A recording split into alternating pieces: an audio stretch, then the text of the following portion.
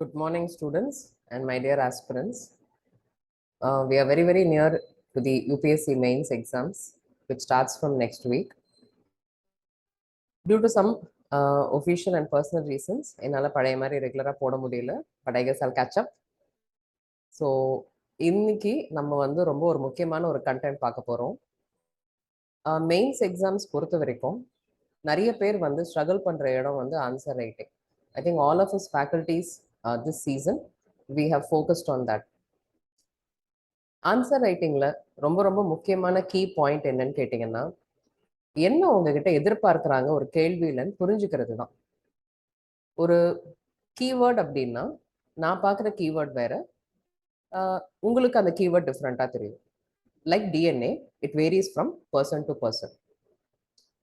இப்போ justify, analyse, examine, enumerate, critically analyse, discuss, deliberate, differentiate, இந்த மாதிரி சொல்லிட்டே போகலாம்.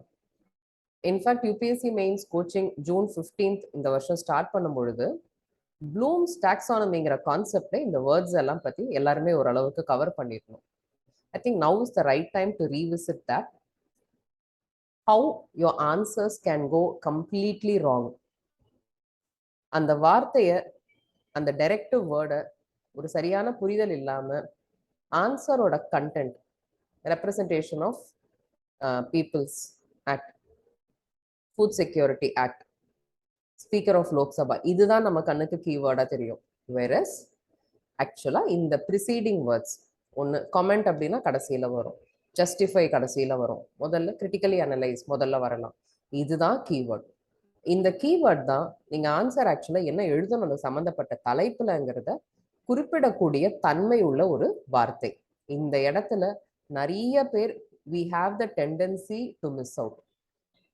ஆன்சர் எழுதிட்டோம், கண்டென்ட் கொடுத்துட்டோங்கிற திருப்தியில் இருப்போம். ஆனால் ஆக்சுவலாக உங்ககிட்ட கேள்வியில் என்ன கேட்டால் நீங்கள் என்ன எழுதிருக்கீங்கிறது தான் there's a huge difference. So இன்னைக்கு we are going to revisit important keywords.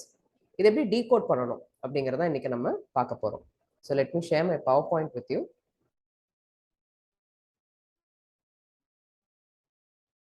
Here we go. So today we are going to try and decode the directive words. இது வந்து ப்ரிலிமினரி ஸ்டேஜில் முக்கியம் கிடையாது, மெயின் ஸ்டேஜில் தான் இது ரொம்ப ரொம்ப முக்கியம். ஸோ இந்த மெயின் ஸ்டேஜில் இந்த மாதிரி எல்லா கொஷின் பேப்பர்லையும் நீங்கள் இதை ஃபேஸ் பண்ணுவீங்க. Not only in GS paper 2. பொதுவாக பிரயோகப்படுத்தக்கூடிய வார்த்தைகள் உங்கள் ஸ்க்ரீனில் இருக்குது.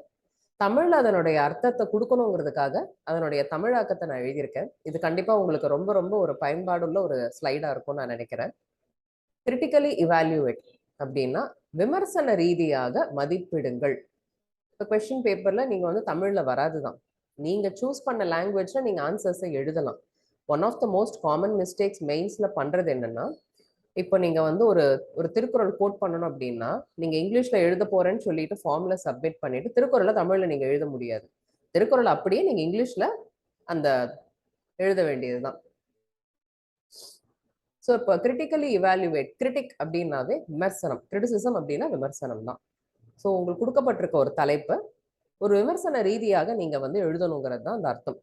டிஸ்கஸ்னா விவாதிக்கணும், இவாலுவேட்னா மதிப்பீடு செய்யணும், எல்யூசிடேட்னா எக்ஸாம்பிள் கொடுத்து மேற்கோள்கள் காட்டி நீங்கள் விளக்கணும், தெளிவுபடுத்தணும், ஜஸ்டிஃபைனா நியாயப்படுத்தணும், அனலைஸ் பகுப்பாய்வு செய்யணும், டு யூ அக்ரி ஒரு ஸ்டேட்மெண்ட்டை கொடுத்துட்டு ஒரு கமெண்ட் கொடுத்துட்டு டு யூ அக்ரின்னு கேட்பாங்க சில கேள்விகளில், நீங்கள் வந்து இதுக்கு ஒப்புக்கிறீங்களா அப்படிங்கிறது தான் அதுக்கு அர்த்தம்.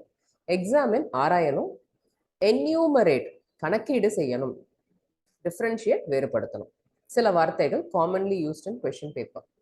ஃபர்ஸ்ட் கமெண்ட் என்னன்னு பார்க்கலாம். கமெண்ட் அப்படின்னா மோஸ்ட் காமன்லி யூஸ்ட் வேர்டு வந்து கொஸ்டின்ஸ்க்கு முன்னாடியோ பின்னாடியோ இந்த வேர்டு தான். இதில் என்னன்னு கேட்டிங்கன்னா, எந்த ஒரு பாகுபாடு இல்லாமல், எந்த ஒரு பார்ஷியாலிட்டி இல்லாமல் அந்த கேள்வியில் உங்களை வந்து அந்த சம்மந்தப்பட்ட விஷயத்தை பற்றி, இப்போ உங்களுக்கு நேஷ்னல் எஜுகேஷன் பாலிசி பற்றி கண்டிப்பாக கேள்வி வரும். நீங்கள் you can expect that blindly, you should be prepared for that by now.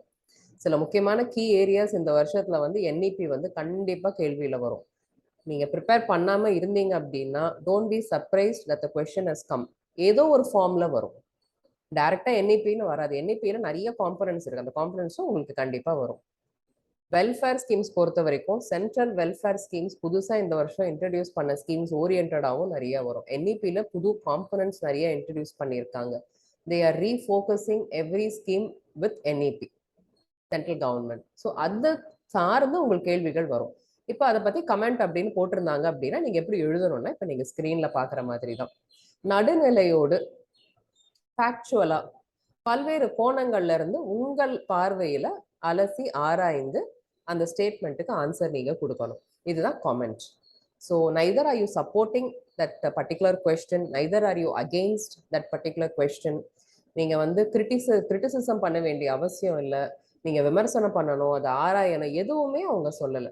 இருக்கிறத இருக்கிற மாதிரி ஆன்சர் ஷீட்ல உங்களுடைய நாலேஜ் காம்பனண்ட்டை எக்ஸிபிட் பண்ற மாதிரி எழுதணுங்கிறது தான் கமெண்ட். கிரிட்டிக்கலி அனலைஸுக்கு தான் நீங்க விமர்சன ரீதியா எழுதணும். இங்க அந்த வார்த்தையே வரல. கமெண்ட் அப்படின்னா நீங்க வந்து சொல்ல போறீங்க. ஸோ அன்பயஸ்டா இருக்கணும், பாகுபாடு இல்லாம இருக்கணும். So you're not, for example, இப்போ national education policy is a boon to Indian education sector comment அப்படின்னு ஒரு கேள்வி வருதுன்னு வச்சுக்கோங்க. பூன் அப்படின்னா இது ரொம்ப ஒரு சாதகமான தன்மை கொண்ட ஒரு விஷயம், இந்திய கல்வித்துறையில மிகவும் உச்சத்தை தொட வைக்கக்கூடிய தன்மை கொண்ட ஒரு விஷயம் அப்படிங்கறதான் பூனுங்கிற வார்த்தைக்கு அர்த்தம். அப்ப நீங்க என்ன எழுதணும்? இல்ல இல்ல நமக்கு you cannot bring your own interest in to the question. உங்களை அது கேட்கவே இல்லை, கமெண்ட்னு கேட்டிருக்கான். அப்போ அதனுடைய ஃபேக்ட்ஸ், எப்ப வந்தது, என்ன வந்தது, முக்கியமான சாராம்சங்கள் என்ன. இப்ப நேஷனல் எஜுகேஷன் பாலிசி வந்து கிட்டத்தட்ட 2 ஆண்டுகள் 2020 இன்ட்ரடியூஸ் பண்ணாங்க ஆகஸ்ட்ல. இப்போ கிட்டத்தட்ட 2 இயர்ஸ் முடிச்சிட்டோம். எந்த பாதையை நோக்கி போயிட்டு இருக்கு, what is the future of NEP, entrance test பத்திலாம் நீங்க பேசலாம், ஸ்கில் பேஸ்ட் எஜுகேஷன் பத்தி, திறன் மேம்பாடு, இதுதான் நீங்க ரொம்ப ரொம்ப முக்கியமான விஷயம், அதை பத்தி நீங்க பேசலாம். How NEP is shaping India's educational future அப்படிங்கிறத பத்தி நீங்க எழுதலாம்.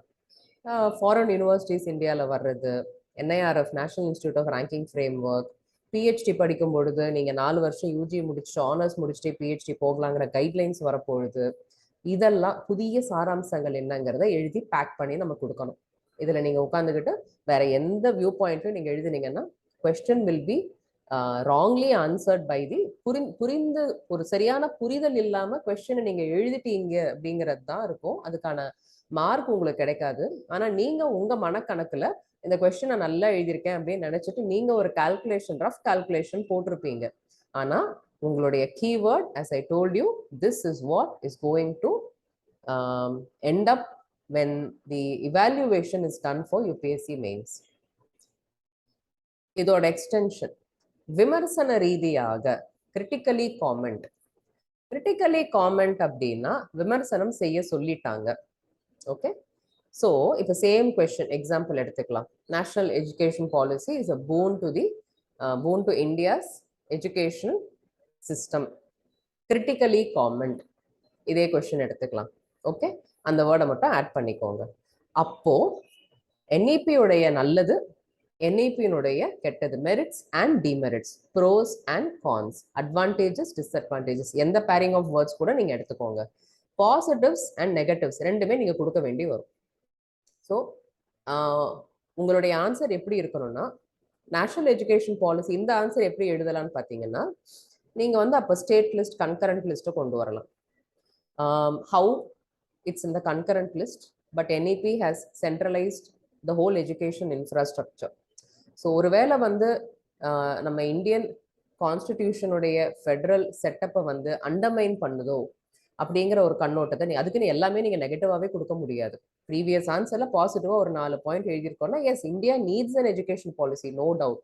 பட் அது வந்து மாநிலங்களோட சேர்ந்து ஒரு சுயாட்சி தன்மையோட வந்திருக்கலாமோ அப்படிங்கிற ஒரு பார்வையை வெளிப்படுத்தலாம்.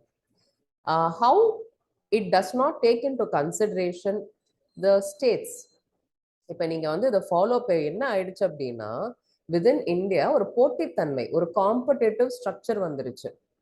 இன் யூனிவர்சிட்டிஸ் ஆர் காலேஜஸ், நீங்க பிரைவேட்டா இருந்தாலும் சரி, அரசாங்க கல்லூரி, அரசாங்க சுயநிதி கல்லூரிகள், அதுக்கப்புறம் செல்ஃப் ஃபைனான்ஸ்டு சுயநிதி கோர்சஸ் நடத்தக்கூடிய கல்லூரிகளா இருக்கலாம், எப்படி வேணா இருக்கலாம், நிகர்நிலை பல்கலைக்கழகங்களா இருக்கலாம், கவர்மெண்ட் யூனிவர்சிட்டிஸ், மத்திய பல்கலைக்கழகங்கள், சென்ட்ரல் யூனிவர்சிட்டிஸா இருக்கலாம். இந்த இடம் தான் என்இபியோட டைரக்ட் இடிதாங்கி மாதிரி. இந்த பாலிசியினுடைய தாக்கத்தை எதிர்கொள்ள வேண்டிய இடம் வந்து இந்த பல்கலைக்கழகங்களும் கல்லூரிகள் தான். ஸ்கூல்ஸ் வந்து எஸ், பட் இவென்ச்சுவலி இங்கே தான் நம்ம வரப்போகிறோம். ஸோ இந்த இடத்துல என்ன ஆயிடுதுன்னா, இந்தியாவினுடைய கான்ஸ்டிடியூஷனல் செட்டப் படி ஒரு vice chancellor is appointed by the governor of a particular state. அது இப்போ நிறைய மாநிலங்கள்ல மசோதாக்கள் கொண்டு வராங்க. அதே ஆளுநர் அதை வந்து முறைப்படி ஜனாதிபதிக்கு ஃபார்வர்ட் பண்றதுக்கு to do away with that. இப்போ காலேஜஸ் பொறுத்த வரைக்கும் they come under the particular state government. So ஒரு முதல்வரை வந்து நியமிக்கக்கூடிய அதிகாரம் அந்த மாநிலத்தில் இருக்கக்கூடிய காலேஜியட் எஜுகேஷன் இயக்குநரகத்துக்கு தான் இருக்கு. இந்த இடத்துல என்ன ஆயிடுது அப்படின்னா, நீங்க வந்து NAAC ரேட்டிங், NAAC, நம்ம எல்லாருமே காலேஜ் படிச்சிருப்போம். நம்ம காலேஜ் எல்லாருமே NAAC ரேட்டிங் வாங்கியிருப்பாங்க. A++ வாங்கணும். இது it's coming under central government. NIRF ranking, இப்போ நேஷனல் இன்ஸ்டிடியூஷனல் ரேங்கிங் ஃப்ரேம் ஒர்க்னு சொல்லக்கூடிய ஒரு குறியீடு, ஒரு மதிப்பீடு. ஆக்சுவலா எல்லா கல்லூரி பல்கலைக்கழகங்கள்ல மினிஸ்ட்ரி ஆஃப் எஜுகேஷனே ரேங்கிங் பண்றாங்க. ஸோ இது எல்லாம் வி ஆர் ஆல் இங்கே எல்லாம் அங்கே இல்லாம ஒரு தன்மை வந்து இஸ் இட் பிகமிங் அ பூன், ஒரு கஷ்டமான நிலைமையை வந்து கொண்டாந்து விடுதோ அப்படிங்கிற ஒரு பொருள் வரும்.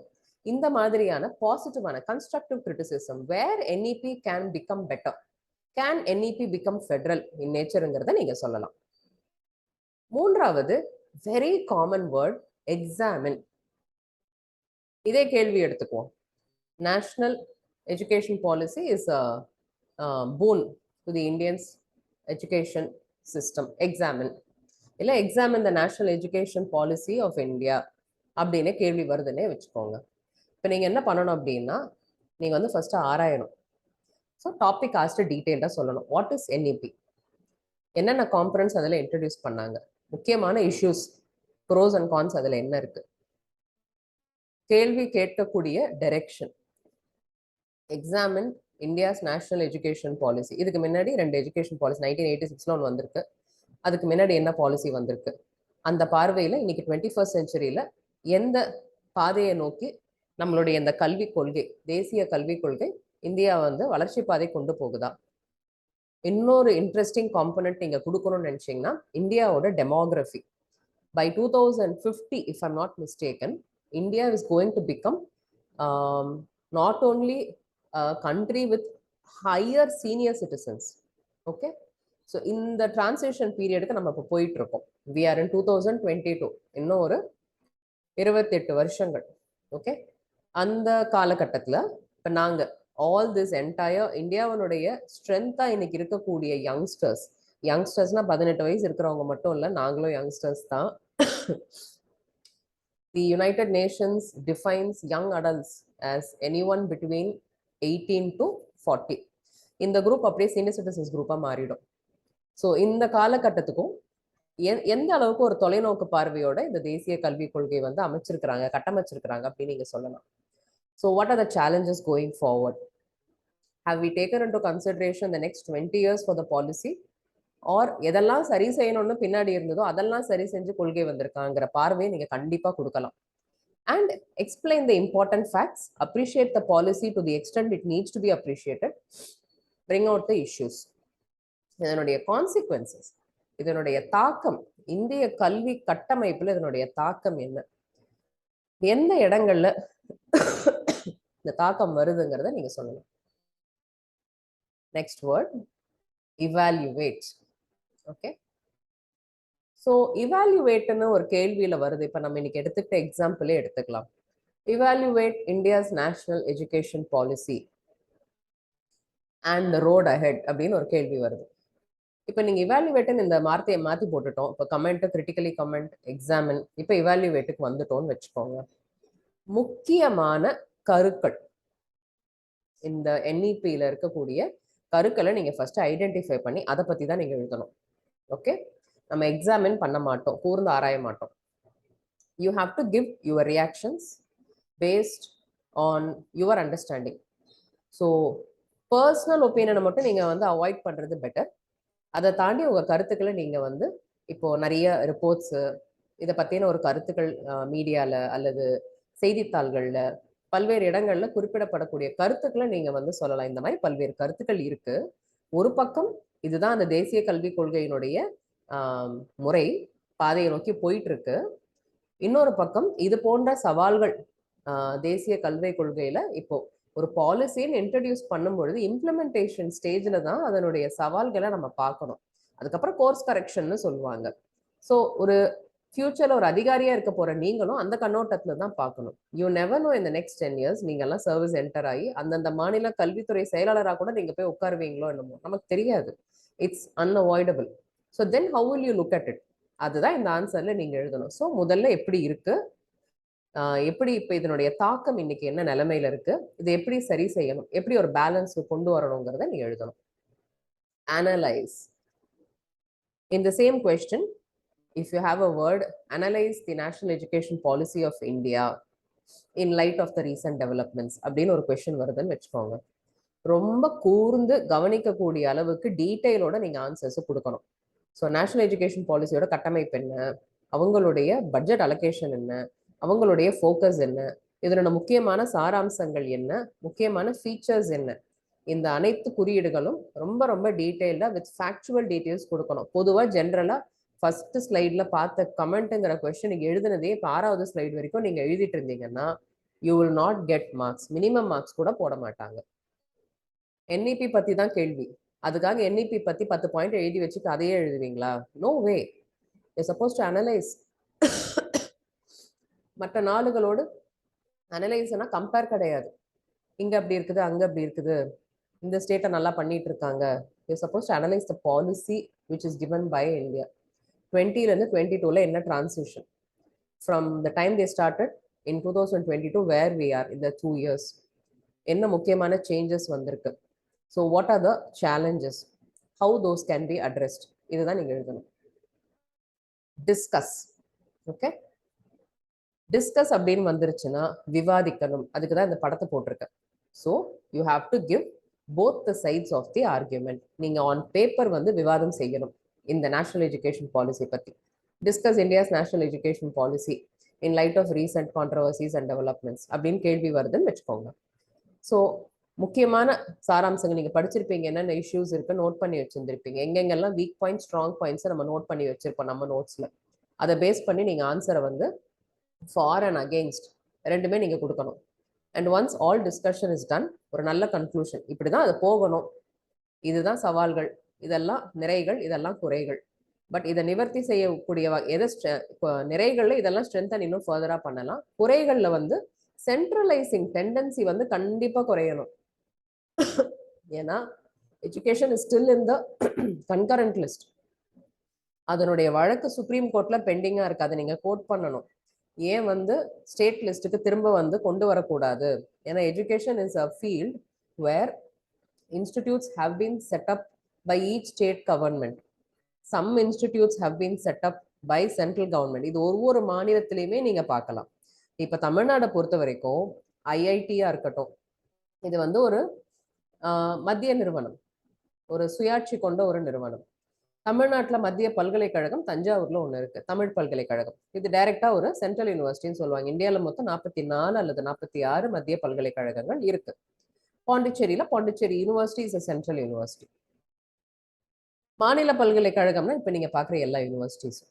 இது இல்லாம deemed universities, Ramachandra, SRM, Saveetha, Shiv Nadar, Hindustan, Chettinad, இதெல்லாம் வந்து நிகர்நிலை பல்கலைக்கழகங்கள், டீம்டு டு பி யூனிவர்சிட்டிஸ். இதை தாண்டி காலேஜஸ், கவர்மெண்ட் காலேஜஸ், பிரைவேட் காலேஜஸ்ல எய்டட் அண்ட் செல்ஃப் ஃபைனான்ஸ், சுயநிதி, அந்த கோர்ஸ்க்கு ஸ்டூடெண்ட்ஸே பே பண்ணி அந்த இன்ஸ்டிடியூஷனே மெயின்டைன் பண்ணிக்க, எந்த எய்டும் அவங்க வாங்க மாட்டாங்க. இதுதான் ஒரு கட்டமைப்பு. இதுல இவ்வளோ ஒரு வேரியடு செட்டப், இது கண்டினியூ தான் ஆகும். இப்போ எல்லாமே ஸ்டேட் கவர்மெண்ட்டும் நடத்த முடியாது, எல்லாமே சென்ட்ரல் கவர்மெண்ட்டும் நடத்த முடியாது. So why can't the education as a subject matter come to the state listங்கிற ஒரு வழக்கு பெண்டிங்கா இருக்குங்கிறத நீங்க எல்லா கேள்வியிலுமே குறிப்பிடலாம். ஸோ அப்படி வரும்பொழுது அதனுடைய நேஷனல் எஜுகேஷன் பாலிசியினுடைய மாற்றம் எப்படி இருக்கும் அப்படிங்கிறது ரொம்ப ரொம்ப ஒரு சுவாரஸ்யமான ஒரு கட்டத்தை எட்டிடும். So you have to discuss, you have to argue for both the sides of national education policy and give the conclusion. Narrate, எடுத்துரைக்க வேண்டும். இது வந்து ஒரு கதை சொல்ற மாதிரி. நரேஷன் அப்படின்னாலே எடுத்துரைப்பது. இதுதான் அந்த வார்த்தைக்கு அர்த்தம். எடுத்துரைக்கிறதுனா என்ன? சொல்லணும். ஸோ நீங்க வந்து ஒரு டோன் போட்டு ஒரு எக்ஸ்பிரஷனோட ஒரு விஜய் சொல்ற மாதிரி குட்டி கதை மாதிரி எல்லாம் கூட கிடையாது. You simply have to concentrate. எதுல கான்சென்ட்ரேட் பண்ணணும்? என்ன நடந்தது? என்இபியோடைய கதை என்ன? So for what is the story of national education policy? Paragraph ஸ்டைலில் முக்கியமான பாயிண்ட்ஸ் ஒரு பேராகிராஃபை போட்டுக்கோங்க. போட்டுட்டு ஸோ பாயிண்ட் ஸ்டைலில் நீங்கள் அழகாக எழுதலாம். ஸோ அப்போ தான் ஒரு க்ரானலாஜிக்கலாக அழகாக வரும். 2020 ஆகஸ்ட்ல ஸ்டார்ட் பண்ணுறாங்க. எந்த கமிட்டி, யார் தலைமையில்? கஸ்தூரி ரங்கன் கமிட்டி வந்து இந்த ரெக்கமெண்டேஷன்ஸ் கொடுக்குறாங்க. கொடுத்ததுக்கப்புறம் முக்கியமான காம்பனன்ஸ், இது நீங்கள் உங்கள் நோட்ஸில் எழுதி வச்சுருந்துருப்பீங்க.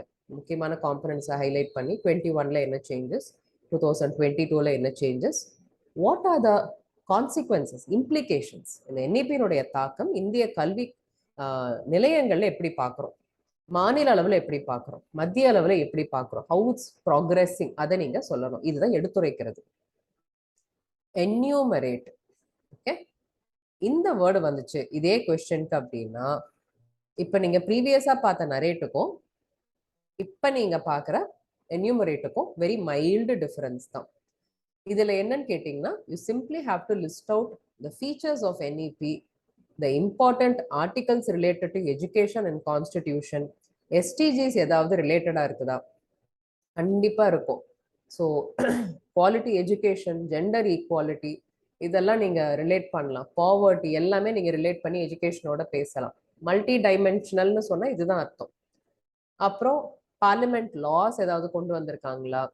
ஸோ என்யூமரேஷன் அப்படின்னாவே you have to list down the points in a understandable manner with regard to the question. Justify. Okay, justify அப்படின்னா ஒரு கேள்வியில இப்போ national education policy has challenged India's federal setup. Okay, இது ஒரு ஸ்டேட்மெண்ட். ஜஸ்டிஃபை இப்படின்னு கொடுத்துட்டாங்க. So உங்ககிட்ட போட்டு வாங்குறது தான் யூபிஎஸ்சி. தேவ் செட் ஒரு ட்ராப் மாதிரி, national education policy is a challenge to India's federal setup அப்படின்னு அவங்களே கொடுத்துட்றாங்க. Don't fall for the drop. Usually ஒரு ஹை ஒப்பீனியன் கொண்ட ஒரு ஸ்டேட்மெண்ட்டை கொடுத்துருவாங்க. நம்ம அதுக்கு பல்வேறு கோணங்கள்ல விளக்கங்களை கொடுக்க வேண்டிய ஒரு நிர்பந்தத்துல இருப்போம். பட் ஃபேக்ட்ஸோட கொடுக்கணும். So we have to truly justify. இப்போ நீங்க வந்து இந்தியாவினுடைய ஃபெடரல் செட்டப்பை வந்து ஒரு மிகப்பெரிய சவால் வந்து இன்னைக்கு தேசிய கல்விக் கொள்கை தானா அப்படிங்கிற கேள்வியை நீங்க ஃபர்ஸ்ட் ஆன்சர் பண்ணணும். Either you have to prove it. We cannot walk simply balance பண்ணிட்டு ஓகே இங்கேயும் ஓகே அங்கேயும் ஓகே, எல்லாருக்கும் நல்லவங்களாம் நம்ம இருக்க முடியாது. இந்த கேள்வியில நீங்க வந்து டைரக்டா அட்டாக் பண்ணி எந்த இடத்துல வந்து it is challenging the federal செட்டப்ங்கிறது ஒரு 2 பாயிண்ட் எழுதி தான் ஆகணும் நீங்க towards the end of the answer. Okay, so we have to prove with credible points that the statement is actually true. So இன்னைக்கு வந்து இந்தியாவில் வந்து இன்னைக்கும் எவ்வளோ பேர் வந்து லிட்ரேட்டா இருக்காங்க, எத்தனை பேருக்கு எழுத்தறிவு அப்படின்னு தான் நம்ம வந்து சென்சஸ்ல பார்க்குறோம். கல்வி அறிவுங்கிறது வேற. எழுத படிக்க தெரிஞ்சாலே எழுத்தறிவு கொண்டவங்க தான். Literacy is different from education. எழுத்தறிவுக்கும் கல்வி அறிவுக்கும் அடிப்படை வித்தியாசம் இருக்கு. ஸோ டுடேஸ் 21st செஞ்சுரியில இருக்கக்கூடிய சவால்களை வந்து எதிர்கொள்ளக்கூடிய அளவுக்கு தேசிய கல்விக் கொள்கை இருக்கா, இதுதான் நீங்க பார்க்கணும். டெக்னாலஜிக்கல் ரெவல்யூஷனை தாண்டி we are moving towards a completely artificial intelligence age. So நீங்க படத்துல பார்க்கறது நிகழ்காலத்துல நடக்கிறது வந்து ரொம்ப தொலைவில் இல்லை. So we are going to be seeing a mix, a change in this entire population dynamics. இதையெல்லாம் தாங்கக்கூடிய அளவுக்கு, இதெல்லாம் எதிர்கொள்ளக்கூடிய அளவுக்கு மாணவ செல்வங்களுக்கு அடிப்படையில என்ன மாதிரியான திறனை வளர்க்கறதுக்கு இந்த தேசிய கல்விக் கொள்கை வழிவகுக்குது அப்படிங்கிறத நம்ம வந்து பார்க்க முடியுமா? இதை நீங்க வந்து இது வந்து என்ன ஃபெடரல் செட்டப்புக்கு இதுக்கு டீவியேட் ஆகுது. ஏன்னா கண்டிப்பா இப்போ ஒரு ஸ்டேட் வந்து ஒரு டிஃப்ரெண்டா பண்ணணும்னு நினைக்கிறாங்க. அப்ப தேசிய கல்விக் கொள்கை கீழே அந்த காம்பனண்டே அங்க இல்லை அப்படின்னா ஒரு மாநிலம் எப்படி பண்ண முடியும்? அப்ப it goes against the federal setup தானே. ஸோ நான் ஒரு ஒரு ஒரு கண்ட்ரி போயிட்டு வரேன், இந்த செட்டப் இங்கே இன்ட்ரடியூஸ் பண்ணா அஃப்கோர்ஸ் மாடிஃபை பண்ணி நம்ம ஸ்டேட்ல இன்ட்ரடியூஸ் பண்ணா நல்லா இருக்கும்னு நான் நினைக்கிறேன். ஒரு கல்வி அமைச்சரா என்னால் அதை பண்ண முடியாத சூழல் இருக்கலாம். என்னுடைய தேசிய கல்விக் கொள்கையில இந்த காம்பனண்டே இல்லாம இருக்கலாம். So there your challenge, you face a challenge, right? Because funding becomes a problem. நீங்க கொடுக்குற காம்பனண்ட்டை என்இபியில் ஃபிட் பண்றதே ரொம்ப கஷ்டமா இருக்கும். So it's a challenge. எல்லா மாநிலங்களையும் ஒரே கண்ணோட்டத்துல பார்க்கறதுமே தவறுதான். கல்வி பொறுத்த வரைக்கும் உள்கட்டமைப்பு ஒரு மாநிலத்திலையும் வித்தியாசமா இருக்கும். Just because we have to become oriented with NEP, எல்லா மாநிலங்களுமே ஒரே மாதிரி ஒரு கட்டமைப்பு பின்னாடி ஓட முடியாது. That is actually against the federal setup. இதனுடைய சவால்கள் அடிப்படையில் என்னங்கிறத நீங்க எழுதணும். The most easiest I think is differentiate. வேறுபடுத்தி காட்டணும் இந்த கேள்வியில. So we have to differentiate between two items. அதுதான் வந்து கேள்வியினுடைய தன்மையா இருக்கும். இது ஒரு மிக மிக சுலபமான ஒரு தன்மை கொண்ட ஒரு வார்த்தை. இந்த டைரக்டிவ் வேர்டு வந்து ரொம்ப ஈஸியா நீங்க அப்ரோச் பண்ணிடலாம். ஏன்னா எல்லாருமே புரிந்து கொள்ளக்கூடிய ஒரு வார்த்தை. நமக்கு ஆங்கில புலமை அப்படிங்கிறது இல்லாம இருக்கும் பொழுது கேள்வியில தமிழ்ல எழுதுற ஆப்ஷன் நீங்க மெயின்ஸ்ல எடுத்துட்டாலும் கேள்வியை புரிஞ்சுட்டு எழுதக்கூடிய ஒரு சவால் நமக்கு இருக்கும் பொழுது இன்னைக்கு நீங்க பாக்குற இந்த வீடியோ வந்து உங்களுக்கு ரொம்ப ஹெல்ப்ஃபுல்லா இருக்கும். எக்ஸ்பிளைன், விளக்குக. வை இப்போ நீங்க national education policy, explain India's national education policy in light of recent developments. இந்த வேர்டை மட்டும் நம்ம மாத்தியே பார்த்துட்டு இருக்கோம். எக்ஸ்பிளைன் பண்ணணும் அப்படின்னா மிக மிக தெளிவாக what is India's NEP, why it's facing so many roadblocks in opposition rule states and in the rule states with technical details நீங்க எழுதணும். நேஷனல் எஜுகேஷன் பாலிசி இன்டெப்தா நீங்க வந்து நோட்ஸ்ல எழுதி வச்சிருக்கிற பாயிண்ட்ஸை நீங்க அழகா கொடுக்கணும். ஸோ முக்கியமான சாராம்சங்கள், முக்கியமான விளைவுகள். கல்வி கொள்கை பொறுத்த வரைக்கும் இந்தியா இப்ப ஃபேஸ் பண்ணக்கூடிய டைலமா என்ன, மாநிலங்கள் பொறுத்த வரைக்கும் மத்திய அரசாங்கம் பொறுத்த வரைக்கும் அவங்க ஃபேஸ் பண்ணக்கூடிய டைலமா என்னங்கிறத நீங்க எழுதணும். why there is no common consensus, why it's becoming a challenging situationங்கிறத நீங்க விளக்கணும். இதுதான் இந்த கேள்வியினுடைய முக்கியமான சாராம்சம். So my dear friends and aspirants who are planning to appear for the UPSC mains next week, and பொதுவா யூபிஎஸ்சி மெயின்ஸ் பத்தி already prepare பண்ணிட்டு இருக்கவங்க எல்லாருக்குமே இன்னைக்கு நீங்க பாக்குற இந்த வீடியோ வந்து இதுதான் அடிப்படை, இதுதான் அடித்தளம். ஸோ திஸ் ஃபவுண்டேஷன் வெறும் சிலபஸ், புக்ஸ், நியூஸ் பேப்பர்ஸ், கண்டென்ட்டை நம்ம படிச்சுட்டு இருந்தாலும் how to present what you know, நீங்க படிச்ச நல்ல புரிதலை ரெடி பண்ணி ஒரு நல்ல ஃபவுண்டேஷனோட இருக்கிற ஒரு கேண்டிடேட் வந்து எவ்வளோ வந்து ஒரு ஆன்சரை வந்து எவ்வளோ அப்ரோச் பண்ணணும் அப்படிங்கிறத வந்து அந்த வார்த்தை டைரக்டிவ் வேர்ட்ஸை புரிஞ்சுக்கிட்டா மட்டுமே கொடுக்க முடியும். ஸோ இப்போ நீங்க Delhi union national capital territory of Delhi வந்து கண்டிப்பா உங்களுக்கு ஒரு கேள்வி வரலாம். Lot of issues with regard to centre state ரிலேஷன்ஸ்ல அந்த காம்பனண்ட்லாம் அங்க வந்து இருக்கு. சென்சிடைஸ்டு இஷ்யூஸை வந்து நீங்க கான்ஸ்டிடியூஷனலாகவும் நீங்க பார்க்கணும். அதுதான் பாலிட்டியில இருக்கிற challenge. So how to you understand these words, இதை பேஸ் பண்ணி எப்படி நம்ம எழுதணுங்கிறத புரிஞ்சுக்கிட்டீங்க அப்படின்னா உங்களுடைய மெயின்ஸ் அப்ரோச் வந்து ரொம்ப ரொம்ப பேலன்ஸ்டா, ரொம்ப அழகா நீங்க ஆன்சர் ரைட்டிங் எழுதுறது ஒரு தெளிவு வரும். அந்த தெளிவு வந்துட்டாலே first time, second time, third time நீங்க எழுதும் பொழுதே வந்து நீங்க யோசிக்கக்கூடிய விதம், ஒரு கேள்வியை படிக்கக்கூடிய விதம், அந்த கேள்வியை படிச்சதுக்கு அப்புறம் என்ன கேட்கறாங்க அந்த கேள்வியிலன்னு புரிஞ்சுக்கிற விதம் வந்து நிறைய மாற்றங்களை நீங்க பார்க்கலாம். Lot of positive changes you will see in yourself. Once third time, fourth time your answer comes out beautifully, you have decoded. Okay, once நீங்க ஒரு டாபிக்ல டீகோட் பண்ணிட்டீங்கன்னா நீங்க 4 ஜிஎஸ் பேப்பர், ஆப்ஷனல் பேப்பர், உங்களோட எஸ்ஏ பேப்பர் எல்லாத்துலயுமே இந்த கீவேர்ட்ஸை நம்ம பார்ப்போம். எழுதுறதுக்கான கான்ஃபிடன்ஸ், ஒரு நல்ல தன்னம்பிக்கை நமக்குள்ள வரும். அந்த தன்னம்பிக்கை வந்து அந்த சல்கிங் நேச்சர் மாறிடுச்சுன்னாவே zoom, you will be on your own. இன்னும் எழுதணும்னு சொல்லிட்டு ரொம்ப தீவிரமா மும்முரமா நம்ம எழுத ஆரம்பிப்போம். இந்த ஸ்டேஜ் தான் நம்ம ரீச் பண்ணணும். Where you enjoy writing answers, where you enjoy decoding the question. இந்த ஸ்டேஜ் நீங்க வர்றது தான் இப்போ ரொம்ப ரொம்ப முக்கியம். Don't keep reading, analyse your answers. Answer writing ப்ராக்டிஸ்ன்னு வெறுமனே நம்ம அந்த வார்த்தையை ரொம்ப அடிக்கடி யூஸ் பண்றோம், பட் இதுதான் அடிப்படை. So I hope I have revisited one of the important components for your UPSC mains. அடுத்த வகுப்புல வந்து நம்ம GS2 பொறுத்த வரைக்கும் சஸ்டைனபிள் டெவலப்மெண்ட் கோல்ஸை லிங்க் பண்ணி முக்கியமான டேட்டா உங்களுக்கு கொடுக்க போறேன், which you can use for most questions. Because இன்னைக்கு இந்தியாவினுடைய தேசிய கொள்கை பார்த்தீங்கன்னா சஸ்டைனபிள் டெவலப்மெண்ட் கோல்ஸோட பயணிக்குதுங்கிறத நம்ம மறுக்க முடியாது. So how you can incorporate some important points for GS2ங்கிறத நம்ம ஒரு ரிவிஷன் பார்க்கலாம். So thank you so much and have a great day ahead.